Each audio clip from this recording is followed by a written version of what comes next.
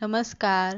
मराठमोळी जीवन चॅनलमध्ये तुमचं सगळ्यांचं मनापासून खूप खूप स्वागत. आज आपण अगदी हलकी-फुलकी पटकन होणारी आणि दुसरी गोष्ट म्हणजे अगदी कमी तेलकट, एकदम साधी, सिंपल अशी रोजच्या जेवणातली थाळी इथे बघणार आहे. आजच्या थाळीमध्ये अगदी कमी तेलाचा वापर असणार आहे आणि एकदम पटकन होणारी आणि खायलासुद्धा तितकीशीच रुचकर अशी आपण थाळी बघणार आहे. तर चला पटकन आपण आपल्या रेसिपीकडे वळूया. सगळ्यात पहिले आपण अळूच्या पानांची वडी इथे बनवून घेणार आहे. पण आजची वडी आपण इथे न तळता अगदी 2 चमचे तेलामध्येच आपण त्याला कुरकुरीत अशी बनवून घेणार आहे. सगळ्यात पहिले आपल्याला पीठ घालून घ्यायचं आहे. बेसन पीठ घेतलेले आहे. त्यामध्ये मी आलं, लसूण, हिरव्या मिरचीचा ठेचा घातलेला आहे. चिंचेची चटणी मी इथे घातलेली आहे. ओवा, पांढरा तीळ, हळद, हिंग, लाल तिखट, गरम मसाला, धने पावडर आपल्याला यामध्ये घालायची आहे. चवीप्रमाणे आपल्याला यामध्ये मीठ घालायचं आहे आणि थोडंसं पाणी घालून आपल्याला हे पीठ चांगलं असं इथे खवलून घ्यायचं आहे. आळूवडीसाठी पीठ नेहमी खलवताना जास्त पातळ अजिबात खलवायचं नाही किंवा जास्तही जाड खलवायचं नाही. तर अगदी मिडियम पद्धतीने ते आपल्याला इथे खवलून घ्यायचं आहे. पीठ खवलून झालं की पानांच्या आपल्याला या पद्धतीने शिरा मोडून घ्यायच्या आणि त्यानंतरनं एका चाळणीला तेल लावून घेतलेले म्हणजे आळूवडी चिटकत नाही. कढईमध्ये पाणी घालून स्टँड ठेवायचं आणि मग त्यावरती चाळणी ठेवायची म्हणजे चाळणीमध्ये पाणी अजिबात जात नाही. पानांना आपल्याला पीठ लावून घ्यायचं आहे. आता किती मोठी तुम्हाला आळूवडी बनवायची आहे त्यानुसार तुम्ही एकावरती एक पानं अंथरून पीठ इथे लावून घेऊ शकता. आता इथे तुम्हाला पातळ पीठ लावायचं आहे की जाड लावायचं आहे तुमच्या आवडीनुसार तुम्ही इथे पिठाचं प्रमाणसुद्धा कमी जास्त करू शकता.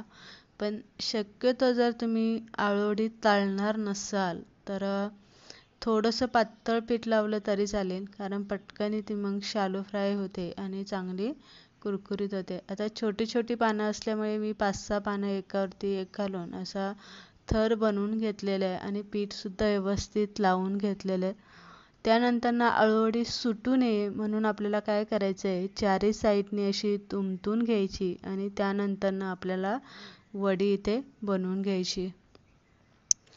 वडी बनवताना नेहमी एक काळजी घ्यायची, आतमध्ये वडीमध्ये हवा राहता कामा नये. जर तुम्ही वडी तळणार असाल आणि आतमधनं जर ती पोकळ राहिली तर तेलामध्ये जास्त सुटण्याची शक्यता असते. त्यामुळे नेहमी अशी दाबून आपल्याला वळी इथे बनवून घ्यायची. तर आळूवडी आपली इथे अशी व्यवस्थित आपण दुमटून रोल बनवून घेतलेला आहे.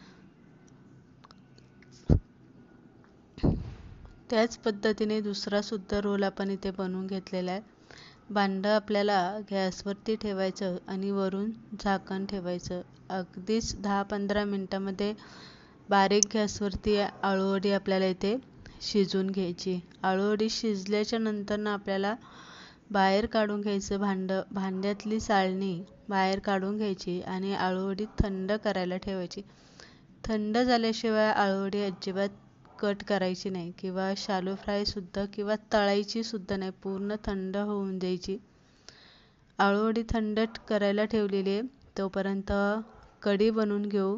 2 चमचे बेसन पीठ घेतलेले आहे, गूळ घेतलेला आहे आणि घट्टसर असं मी इथे दही घेतलेले आहे. मिक्सरच्या भांड्यात हे तिन्ही साहित्य घालून घ्यायचं आणि चांगलं 1 मिनिटभर आपल्याला फेटून घ्यायचं. कढीचा आपला बेस बनवून तयार झालेला आहे. त्यानंतर फोडणी देऊन घेऊ. कढईमध्ये तेल घालायचं. तेल तापलं की त्यामध्ये जिरी मोहरी घालून घ्यायची. आलं लसूण आणि हिरव्या मिरचीचा ठेचा 1 चमचा घातलेला आहे. कढीपत्ता घालून घ्यायचा. अर्धा मिनिटभर आपल्याला तेलामध्ये चांगलं हे परतून घ्यायचं. नंतर हळद आणि हिंग घालायचं आहे. बारीक चिरलेली कोथिंबीर घालून घ्यायची आहे आणि व्यवस्थित हलवून घ्यायचं. त्यानंतर आपण इथे दही फेटून घेतले ते घालायचं आणि अंदाजानुसार आपल्याला यामध्ये पाणी घालून घ्यायचं. सगळ्यात शेवटी चवीप्रमाणे मीठ घालायचं आणि कढी व्यवस्थित आपल्याला हलवून घ्यायची. उकळी येईपर्यंत कढी हलवत राहायची, म्हणजे कढी फुटत नाही आणि व्यवस्थित एकसंग अशी कढी बनली जाते. अशीच आपण 5-6 मिनिट उकळती ठेवणार आहे, म्हणजे बेसन पीठ जे घातले ते व्यवस्थित शिजलं जाईल. तर इथे आपली झाली आहे कढी बनवून. त्यानंतर इथे आपण बनवून घेणार आहे गोडाचा पदार्थसुद्धा. आपल्याला कधी कधी खायची जबरदस्त अशी इच्छा होत असते, पण पटकन काय बनवू शकता, तर ही तांदळाची खीर तुम्ही अशा पद्धतीने बनवू शकता. खोबरं घेतले, 2-3 विलायची आणि जायफळ सगळ्यात पहिलं मिक्सरला बारीक पिसून घ्यायचं. थोडंसं तांदूळ भिजलं होतं ते आपल्याला यामध्ये घालायचं. थोडंसं दूध घालून रवळसर असं तांदूळ मिक्सरलाच आपल्याला वाटून घ्यायचे. वाटून झालेलं आहे. त्यानंतर आपण शिजायला टाकणार आहे. 1 चमचा तूप कढईमध्ये घालायचं. तापलं की ड्रायफ्रूट आणि चारोळे घालून घ्यायचे आणि हलकेसे तुपामध्ये भाजून घ्यायचं. आता किती लोकांसाठी तुम्ही बनवताय त्या अंदाजानुसार तुम्ही इथे दुधाचं प्रमाण वापरू शकता. तर इथे मी अर्धा लिटरपेक्षा जास्त दूध घेतलेले आहे. गोड किती पाहिजे त्यानुसार तुम्ही इथे साखरेचं प्रमाण घालू शकता. थोडीशी विलायची पावडर आणखी घातलेली आहे. तांदळाच्या खिरीला इलायची पावडर जास्त घातली की त्याचा सुगंध आणि चव खूप छान लागते. दुधाला उकळी आली का करून घेतलेलं वाटण दुधामध्ये घालून घ्यायचं आणि व्यवस्थित हलवत राहायचं उकळी येईपर्यंत. उकळी आल्याच्या नंतर आपल्याला गॅस बारीक करायचा आणि 10 मिनटं तशीच आपल्याला खीर इथे शिजवत ठेवायची, म्हणजे तांदूळसुद्धा चांगलं शिजलं जातं, खिरीला चांगला घट्टसरपणा येतो. तर इथे आपली खीर बनवून तयार झालेली आहे. त्यानंतर आपल्याला आळूवडी थंड झालेली आहे. या पद्धतीने आपल्याला कट करून घ्यायची. आता आळूवडी इथे शॅलो फ्राय करायची, म्हणून आपल्याला थोडीशी ती अशी पातळ कट करून घ्यायची. पण जर तुम्हाला ती तळून घ्यायची असेल तर थोडीशी यापेक्षा जाड कट करायची. तर इथे झाली आपली आळूवडी कट करून तयार झालेली आहे. त्यानंतर आपण शॅलो फ्राय करून घेणार आहे. पॅनवरती आपल्याला ओलातण्याने तेल पसरून घ्यायचं आणि त्यानंतर आपल्याला आळूवडी यावरती घालून घ्यायची. सगळ्या आळूवड्या व्यवस्थित आपल्याला घालून घ्यायच्या. कडेने या पद्धतीने असं तेल सोडायचं, म्हणजे खालच्या साईडने सुद्धा व्यवस्थित तेल सगळ्या आळूवडींना लागलं जातं.